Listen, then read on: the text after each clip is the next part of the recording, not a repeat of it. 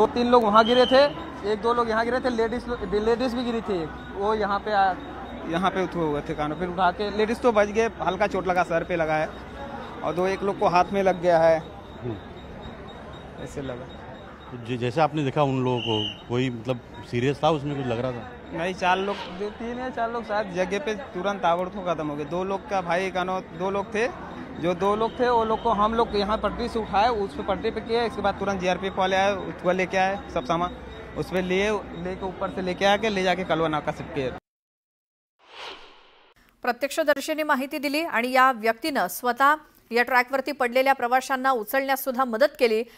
ज्या पद्धतीने ट्रेन या वळणावरनं आली तेव्हा एक एक्सप्रेस सुद्धा बाजूने जात होती अशी देखील माहिती रेल्वे पोलिसांनी दिली आहे। मात्र नेमकं काय झालं त्यावेळी हे कुणालाच कळलं नाही।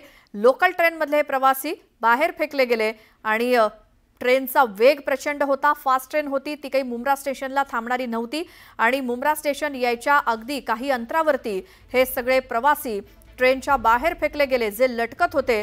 आज सोमवारचा दिवस, ट्रेनची फ्रिक्वेन्सी नसली की येईल त्या ट्रेनमध्ये जबरदस्ती घुसून जायचं असा हा प्रकार सुरू असताना अनेक प्रवासी दरवाजावरती लटकत असताना एका पॉइंटवरती मुंब्रा स्टेशनच्या अलीकडे काही प्रवासी हात सुटून ट्रॅकवरती पडले।